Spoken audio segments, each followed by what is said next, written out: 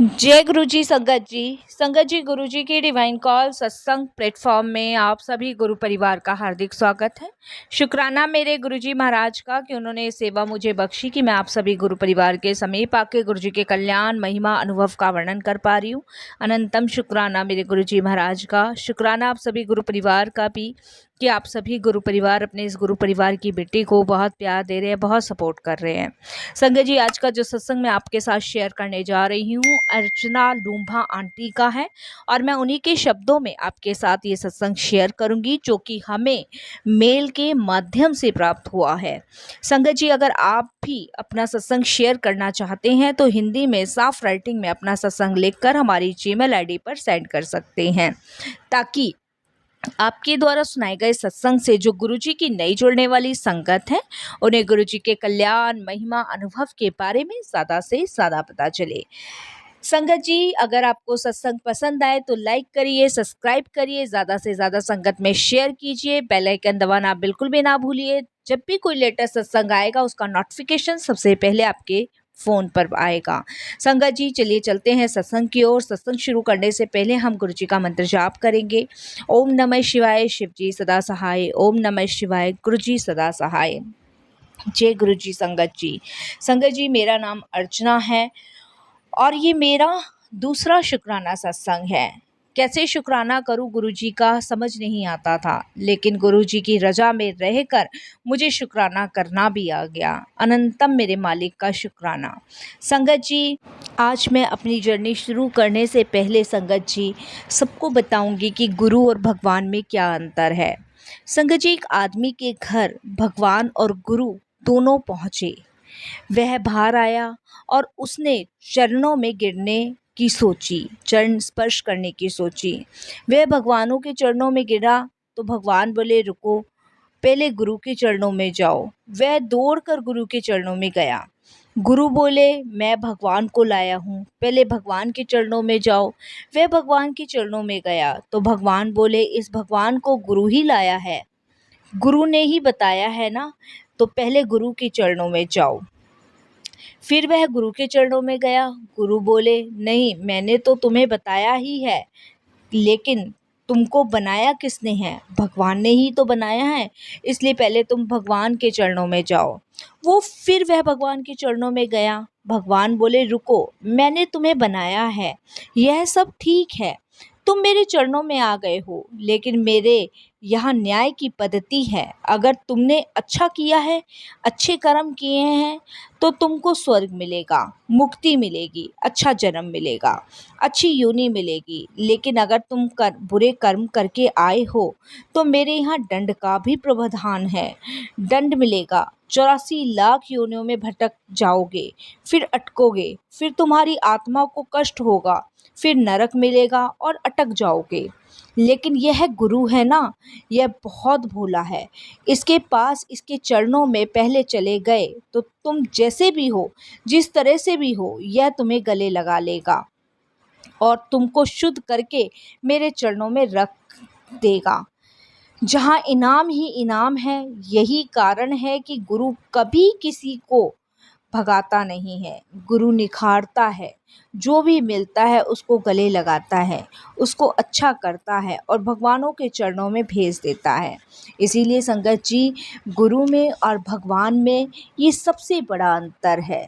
गुरु हमारा मार्गदर्शन करता है, हमें सही राह पे लाता है और सीधे फिर हमारी मुक्ति भगवान के द्वार पे जाके करवाता है। इसीलिए संगत जी, हमें सबसे सर्वश्रेष्ठ गुरु के चरणों में हमेशा बने रहना चाहिए। और संगत जी, इसके लिए हम बड़े भाग्यशाली हैं कि हमें गुरु जी महाराज मिले हैं।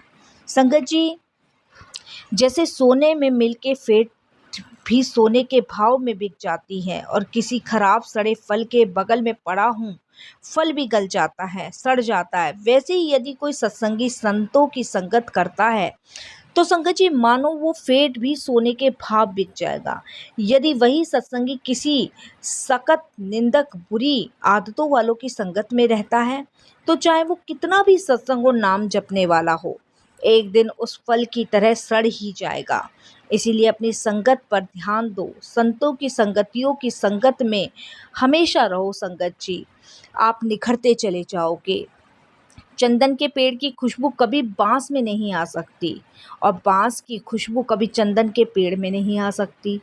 इसीलिए संगत जी हमें हमेशा अपने आप को पूरी तरीके से गुरु जी को समर्पण करना चाहिए।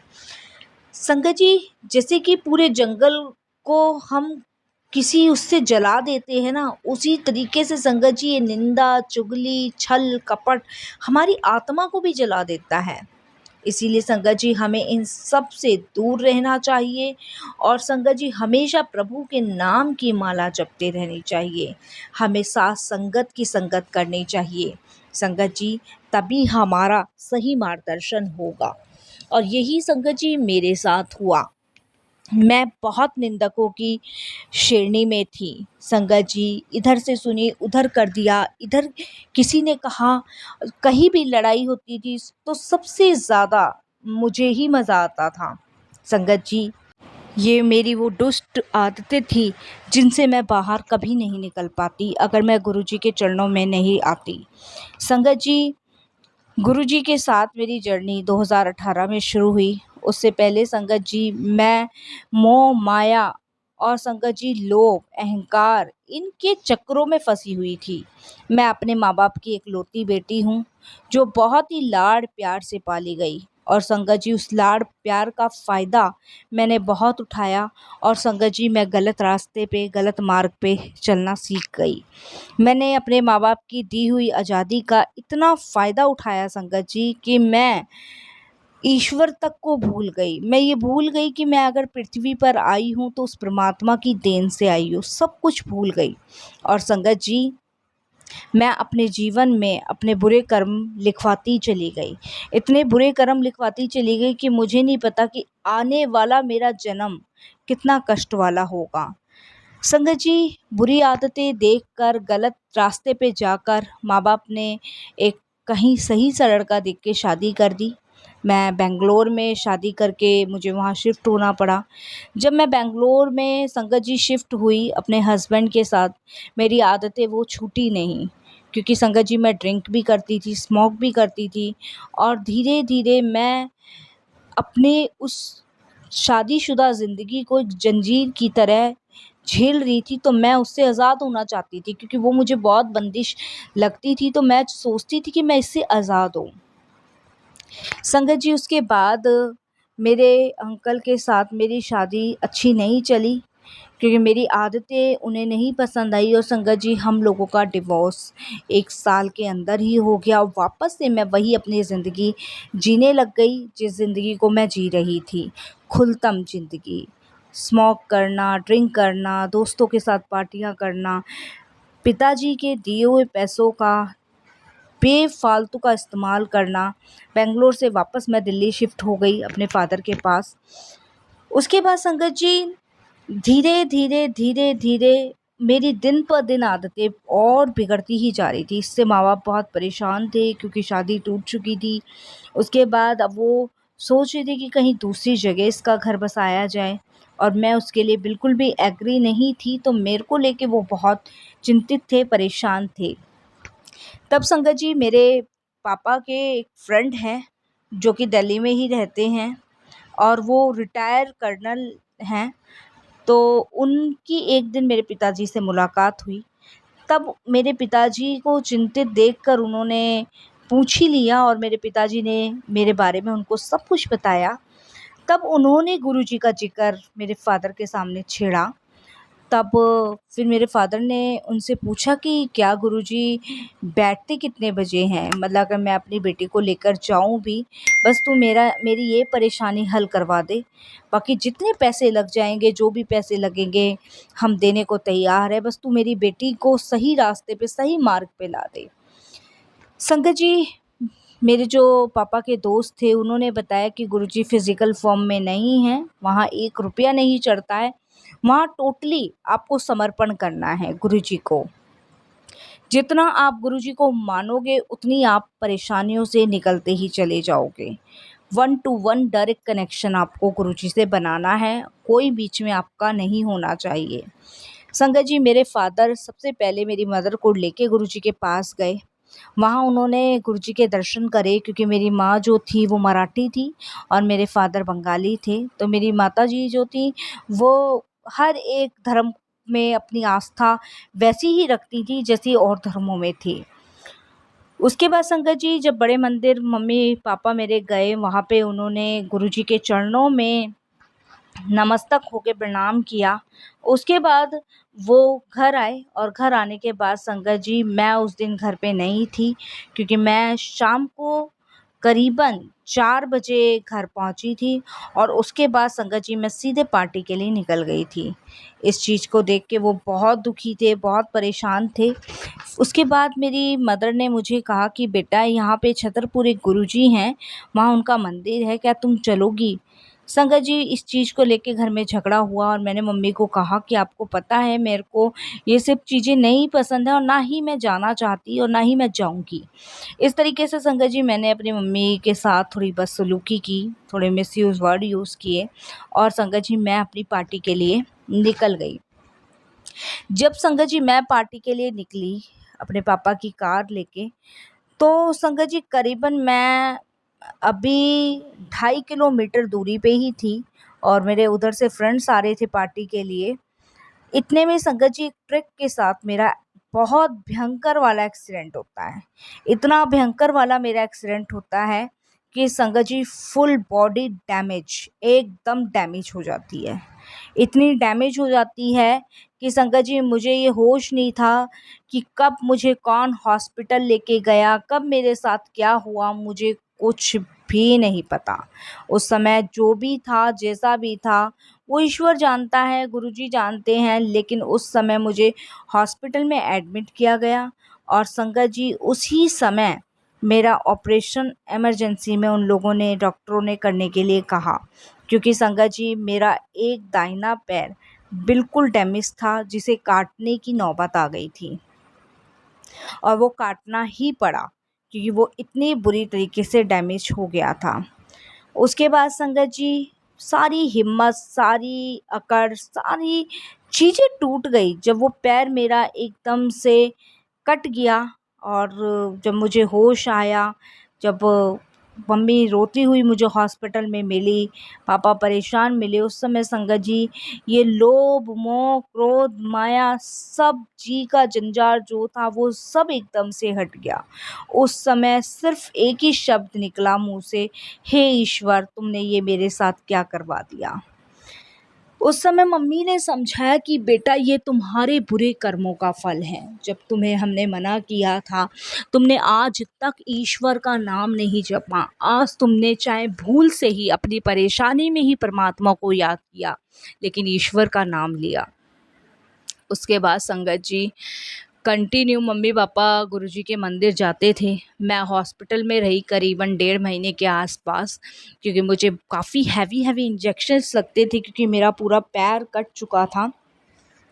तो संगत जी 1.5 महीने के बाद जब मैं हॉस्पिटल से घर आई, बहुत मायूस थी। मैंने जैसे बताया कि मैं बिल्कुल टूट चुकी थी, बिल्कुल टूट चुकी थी। उसके बाद संगत जी मैं घर आई। घर आके संगत जी सब चीज़ें ऑटोमेटिक बंद हो गई, क्योंकि पैर, आपको पता है, शरीर का एक अंग निकलने पे इंसान कैसा अपाहिज हो जाता है। वही अपाहिज मैं हो गई संगत जी। कहीं जाना नहीं, कहीं आना नहीं, सब चीज़ें छूट गई। उसके बाद संगत जी मम्मी घर में गुरुजी के सत्संग चलाती थी, शबद चलाती थी, गुरबानी चलाती थी। पूरे दिन घर में मैं संगत जी वही सुनती थी। वही, मेरे को पता भी नहीं चला संगत जी कि कब गुरुजी के साथ मेरा कनेक्शन बना और कब मैं गुरुजी के सत्संग सुनने लगी, कब संगत जी भगवान में मेरी आस्था बढ़ी। क्योंकि संगत जी उस समय सिर्फ ईश्वर ही मुझे अपना सहारा लग रहा था, क्योंकि संगत जी ये है हमारे कर्मों का खेल। संगत जी गुरुजी के सत्संग से, गुरुजी की कृपा से मुझे इतनी शक्ति मिली, इतनी ताकत मिली कि संगत जी मैं सिर्फ अपने बुरे किए हुए कर्मों पे अफसोस करती हूँ कि काश मैंने अपने उस समय में परमात्मा का नाम ले लिया होता। मेरे पैर कटने से पहले मैं इन दोनों पैरों से मंदिर, गुरुद्वारे जा सकती थी। मैंने ये सब ना करते हुए उस गलत मार्ग को, उस गलत रास्ते को चुन के चला जिस पे कहीं मेरा भविष्य नहीं था। संगत जी, मैं अब तो गुरुजी की कृपा से मैंने एक प्लास्टिक अपना पैर से अटैच करवा रखा है, जिसकी वजह से मैं सिर्फ मंदिर, गुरुजी के बड़े मंदिर, गुरुद्वारे, जहाँ भी तीर्थ स्थान पे जाना होता है वहाँ जाती हूँ। लेकिन जो मैं टूटी अंदर से, मुझे संभाला मेरे गुरुजी ने। गुरुजी ने हमेशा मेरा मार्गदर्शन किया है, हमेशा मुझे सही रास्ता दिखाया है, सही रास्ते पे लाए हैं। संगत जी, मेरे ही बुरे कर्मों की वजह से अब मुझे पूरी ज़िंदगी अकेले ही काटनी होगी। वो कहते हैं ना संगत जी, जब परमात्मा आपको देता है तब आप ठोकर मार देते हो, और वही मैंने किया था। जिस समय परमात्मा ने मुझे भरा पूरा परिवार दिया था, इतना अच्छा पति दिया था, इतने अच्छे सास ससुर दिए थे, उस समय संगत जी मैंने अपनी ही नादानियों से, अपनी ही गलतियों से, अपने ही बुरे कर्मों से उस पे लात मारती चली गई। आखिर में सबने मेरा साथ छोड़ दिया। मेरे दोस्तों ने, जिनकी मैंने इतनी हेल्पें की, जिनके साथ मैं पार्टियां करती थी, दिन रात रहती थी, उन्होंने एक दफ़े भी मुझे आके पूछना ज़रूरी नहीं समझा। जिस समय मेरे साथ ये हादसा हुआ उस समय सिर्फ मेरा गुरु मेरे साथ था, मेरे भगवान मेरे साथ थे, मेरे माता पिता मेरे साथ थे, और संगत जी इनके अलावा कोई भी मेरा दुख देखने के लिए नहीं आया। तो संगत जी, किन शब्दों में गुरुजी का मैं शुक्राना करूं समझ नहीं आता। इसीलिए संगत जी कहते हैं कि अपने कर्म अच्छे करो, निंदा चुगली इन सब से दूर रहो, बुरी संगत में ना पड़ो, साथ संगत की संगत करो, प्रभु का गुणगान करो, मोमबत्ती बाहर ना जला के अपने मन के भीतर जलाओ, अपने भीतर मन के उजाला करो। जब आप अपने भीतर मन के उजाला करते हो संगत जी, तब आपको वो रोशनी अच्छी लगेगी। बाहर की मोमबत्तियों से, बाहर के उजालों से, बाहर के दिखावटी सजावट से कुछ हासिल नहीं होना। संगत जी, बस मैं शुक्राना करती हूँ गुरुजी का कि उन्होंने सही समय पे मेरा मार्गदर्शन किया, मुझे सही समय पे बुद्धि दी। क्योंकि संगत जी, मैं बता नहीं सकती कि मैं उस हादसे के बाद इतनी टूट गई थी कि मैं ये समझ बैठी थी कि अब मेरा जीने का कोई फ़ायदा नहीं है। मेरी सारा अस्तित्व ख़त्म हो गया है, मेरी कोई पहचान नहीं है। लेकिन अब समझ आता है कि बाहरी दिखावटी पहचान से अच्छा है कि आप ईश्वर के सामने अपनी पहचान बनाओ, उसके सिमरन में लगो, उसका जाप करो। संगत जी, अब मैं कहीं नहीं जाती हूँ, घर में ही रहती हूँ और प्रभु की भक्ति ही में ही लगी रहती हूँ। संगत जी, गुरुजी महाराज की इतनी असीम कृपा है कि मैं गुरुजी के बारे में न जाने कितने पन्ने अपने सत्संगों से भर देती हूँ। और संगत जी, रोज़ गुरुजी कुछ ना कुछ सत्संग करवाते ही रहते हैं मेरे जीवन में। किसी न किसी रूप में वो मुझे दर्शन देते ही रहते हैं, किसी न किसी रूप में वो मुझे ब्लेसिंग्स देते ही रहते हैं। और क्या चाहिए, गुरुजी को पाके अब किसी और की तमन्ना है ही नहीं ज़िंदगी में। सब कुछ मिल गया, सब कुछ। सबसे बड़ी बात संगत जी, जीवन में से जो 5 चीज़ें थी वो निकल गई। काम, क्रोध, लोभ, मोह, माया, ये सब मेरे जीवन में से दूर हो गई। सिर्फ मेरे जीवन में जो मेरे हिस्से में आया वो गुरुजी का निस्वार्थ भाव का प्रेम आया। संगत जी, मैं किन शब्दों में गुरुजी का शुक्राना करूं। आज मेरे माता पिता भी गुरुजी का शुक्राना करते करते थकते नहीं हैं, क्योंकि संगत जी उन्हें पता है कि जो भी हुआ, जैसा भी हुआ, मेरे अच्छे के लिए हुआ। संगत जी, उस समय चाहते, अगर मेरे इतने माड़े कर्म थे, मेरा एक्सीडेंट इतना भयंकर हुआ था, उस समय मेरी जान भी जा सकती थी।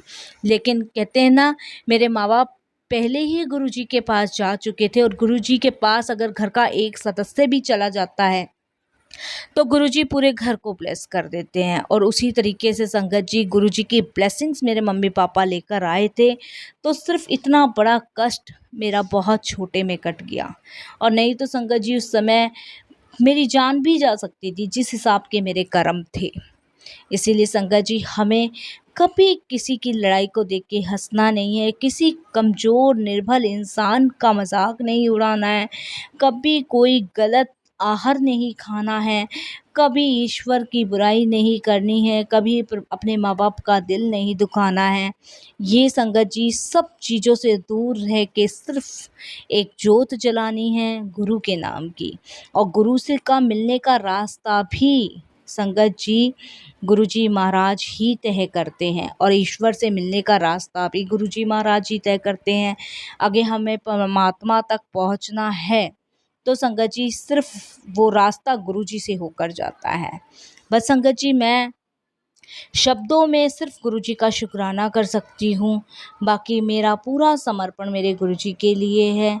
सुबह शाम संगत जी मैं गुरुजी के शब्द गुरुबानी सिमरन करती हूँ और पूरी कोशिश करती हूँ संगत जी कि मैं अपना पल पल गुरुजी के चरणों में बिताऊँ। बस वाणी को विराम देती हूँ। जय गुरुजी, शुक्राना गुरुजी, अनंतम शुक्राना गुरुजी।